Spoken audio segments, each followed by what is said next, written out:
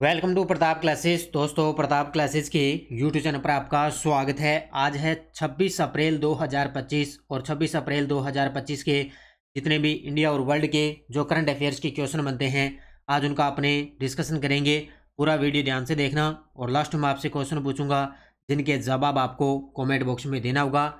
आज अपने पढ़ेंगे कि 24 अप्रैल 2025 को लता दीनानाथ मंगेशकर पुरस्कार से किसे सम्मानित किया गया। आईएनएस सूरत भारतीय नौसेना का फर्स्ट कृत्रिम बुद्धिमत्ता युद्धपोत है और यूनेस्को ने 17 अप्रैल 2025 को नए वैश्विक जियो पार्क्स को मान्यता दी है। इनकी आज हम चर्चा करेंगे पूरे लेटेस्ट न्यूज़ के साथ में, पूरे फैक्ट के साथ में। डेली आपको सुबह ये करंट अफेयर्स की क्लास आपको मिलती है। तो सभी साथी एक बार कर दें सेशन को लाइक शेयर। सभी साथियों को गुड मॉर्निंग।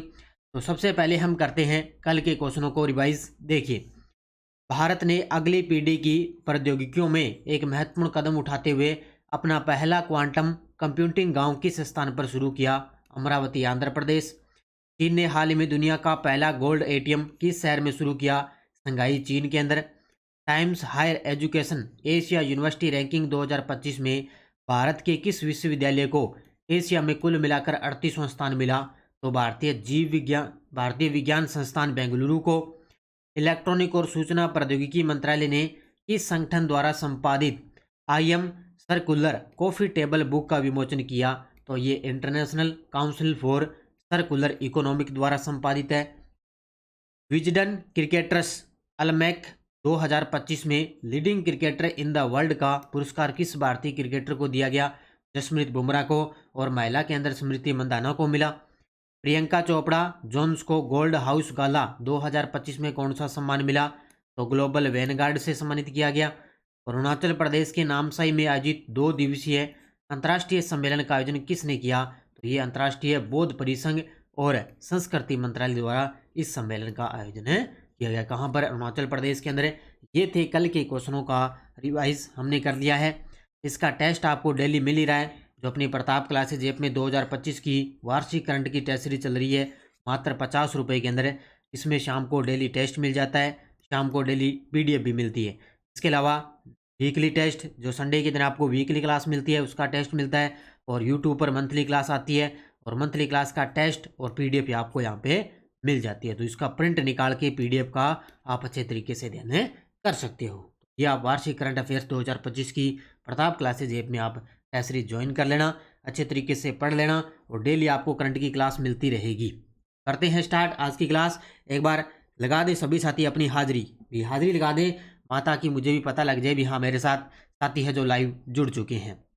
पहला क्वेश्चन आपके सामने देखिए, 24 अप्रैल 2025 को लता दीनानाथ मंगेशकर पुरस्कार से किस उद्योगपति को सम्मानित किया गया है।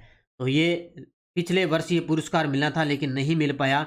इससे पहले 2022 में मिला, फिर उसके बाद में 2023 में मिला और अब की बार 2025 के अंदर ये पुरस्कार उद्योगपति को दिया जा रहा है। तो ये 24 अप्रैल 2025 की बात है। तो लता दीनानाथ मंगेशकर पुरस्कार तो किस उद्योगपति को सम्मानित किया गया। कुमार मंगलम बिड़ला को। किसको? कुमार मंगलम बिड़ला। ये देखो आपके सामने तस्वीर के अंदर। इससे पहले ये पुरस्कार है ना, ये एक तो मोदी जी को मिल चुका है। किसको? मोदी जी को मिल चुका है। इसके अलावा एक आशा भोसले एक अभिनेत्री भी है, उनको भी मिल चुका है। इसके अलावा अमिताभ बच्चन को भी ये पुरस्कार मिल चुका है। तो ये अब कुमार मंगलम बिड़ला को अब की बार 2025 का ये पुरस्कार दिया जा रहा है। देखो, आदित्य बिड़ला समूह के 57 वर्षीय अध्यक्ष कुमार मंगलम बिड़ला को 24 अप्रैल 2025 को मुंबई के विले पार्ले स्थित दीनानाथ मंगेशकर ऑडिटोरियम में आयोजित समारोह के अंदर लता दीनानाथ मंगेशकर पुरस्कार से सम्मानित किया जाएगा। इस पुरस्कार की स्थापना याद रखना 2022 के अंदर महान जो गायिका थी लता मंगेशकर, उनकी स्मृति के अंदर ये पुरस्कार स्टार्ट किया गया था। इसके अलावा ये मैंने बता ही दिया, इससे पहले मोदी जी को मिल गया और एक गायिका थी आशा भोसले और इसके अलावा अभिनेता थे अमिताभ बच्चन, इनको ये पुरस्कार पहले मिल चुका है। तो अब की बार है कौन है? कुमार मंगलम बिड़ला, जिनको ये पुरस्कार दिया जा रहा है। तो इस क्वेश्चन को अच्छे तरीके से पढ़ लेना भी। जम्मू कश्मीर के पहलगाम में आतंकी हमले पर भारत ने कौन से युद्धपोत से मिसाइल परीक्षण किया है? क्या बात है भी। जम्मू कश्मीर के पहलगाम काफ़ी चर्चा में चल रहा है, तो उसके लिए अब आतंकी हमले पर भारत ने एक युद्धपोत से एक मिसाइल परीक्षण किया है। इस मिसाइल युद्धपोत का नाम क्या है? INS सूरत। इस मिसाइल युद्धपोत का नाम क्या है? INS सूरत। और ये इस युद्धपोत से इस मिसाइल का सफल परीक्षण किया है। देखो, जम्मू कश्मीर के पहलगाम में आतंकी हमले के 48 घंटे के भीतर भारत ने जंगी जहाज का नाम है INS सूरत से इस मिसाइल का सफल परीक्षण किया है। ये मिसाइल नौसेना ने मध्यम दूरी की सतह से हवा में मार करने वाली मिसाइल दागी है। ये पूरी डिटेल के साथ में पर्सन आएगा ना, तो ये सारी डिटेल आएगी।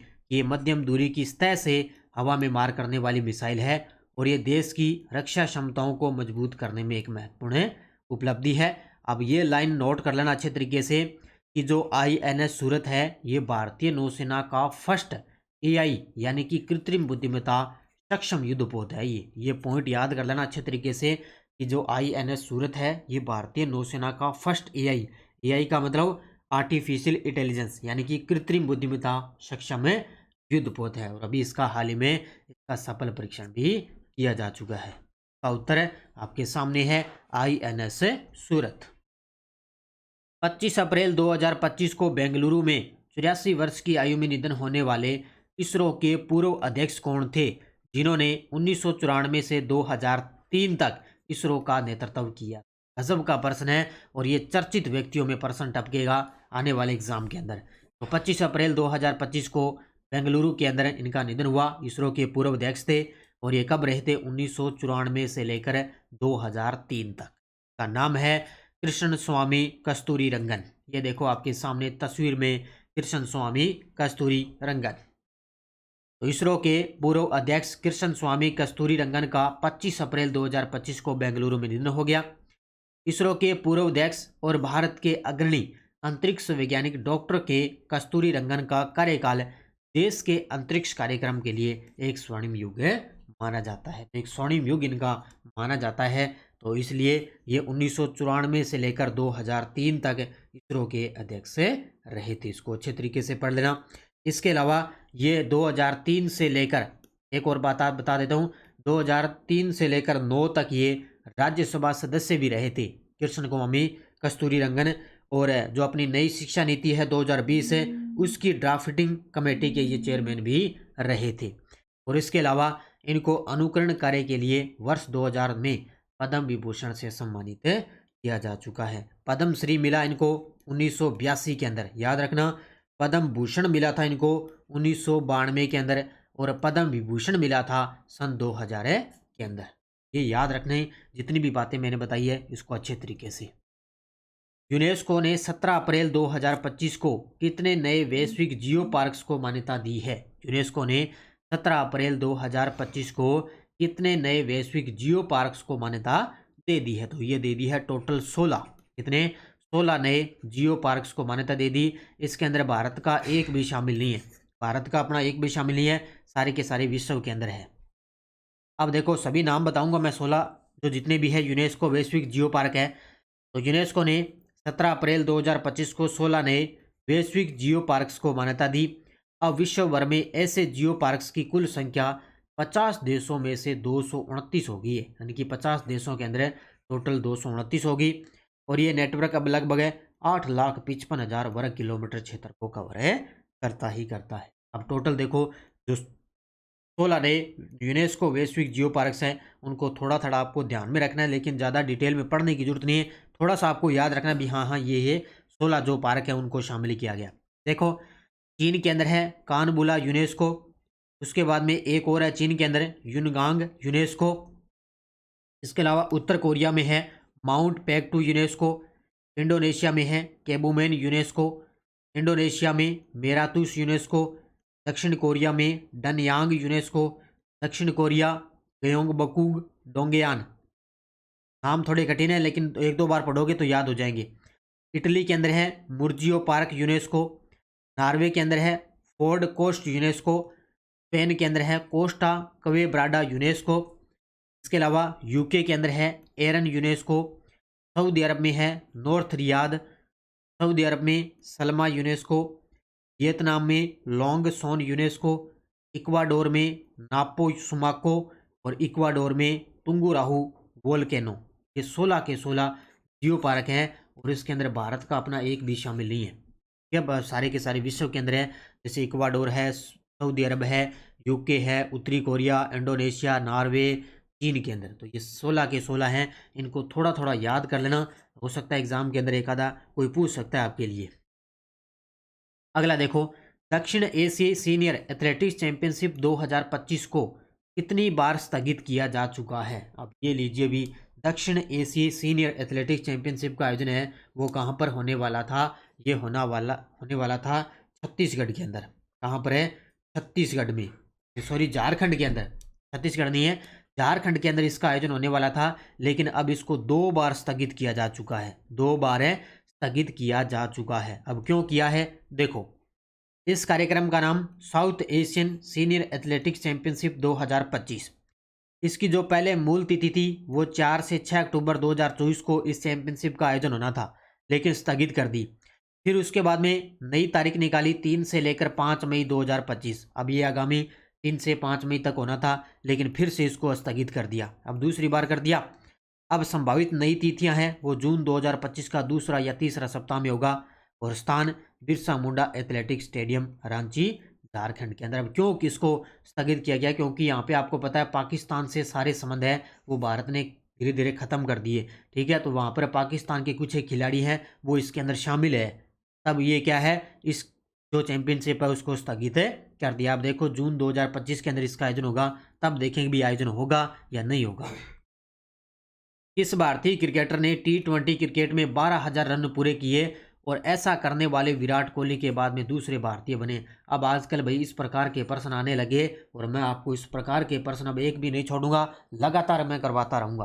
तो भारतीय क्रिकेटर ने T20 क्रिकेट के अंदर 12,000 रन पूरे कर लिए और ऐसा करने वाले विराट कोहली के बाद में दूसरे भारतीय बल्लेबाज बन गए रोहित शर्मा, यानी कि इनको नाम जानते हैं हिटमैन के नाम से जानते हैं। ये देखो आपके सामने तस्वीर के अंदर रोहित शर्मा। तो मुंबई इंडियंस के ओपनिंग बल्लेबाज रोहित शर्मा ने T20 क्रिकेट में 12,000 रन पूरे कर लिए। यह मुकाम हासिल करने वाले विराट कोहली के बाद में दूसरे भारतीय क्रिकेटर बन चुके हैं। यह उपलब्धि रोहित ने IPL 2025 के मुंबई इंडियंस और सनराइजर हैदराबाद के बीच में खेले गए मैच के दौरान में ये उपलब्धि हासिल कर ली है। इस प्रकार के पर्सन आ जाए तो उसको अच्छे तरीके से घोट लेना बढ़िया तरीके से। किस प्रमुख चीनी होम और पर्सनल अप्लायंस ब्रांड ने बॉलीवुड अभिनेत्री कृति सेनन को अपना पहला भारतीय ब्रांड एम्बेसडर नियुक्त किया है? ये देखो आपके सामने तस्वीर के अंदर है बॉलीवुड अभिनेत्री कृति सेनन, और इनको अपना ब्रांड एम्बेसडर किसने नियुक्त कर दिया? तो ये कर दिया किसने? ड्रीमी टेक्नोलॉजीज ने। ऑप्शन नंबर बी, ये कंपनी है, ध्यान रखना, एक ब्रांड है ड्रीमी टेक्नोलॉजीज। इसने अपना ब्रांड एम्बेसडर किसको नियुक्त कर दिया? एक अभिनेत्री है कृति सेनन, उनको नियुक्त कर दिया। इतना याद रखना भी, जो ब्रांड ड्रीमी टेक्नोलॉजीज है उसने बॉलीवुड अभिनेत्री कृति सेनन को अपना ब्रांड एम्बेसडर नियुक्त कर दिया और ड्रीमी टेक्नोलॉजीज की स्थापना कब हुई? सन 2017 के।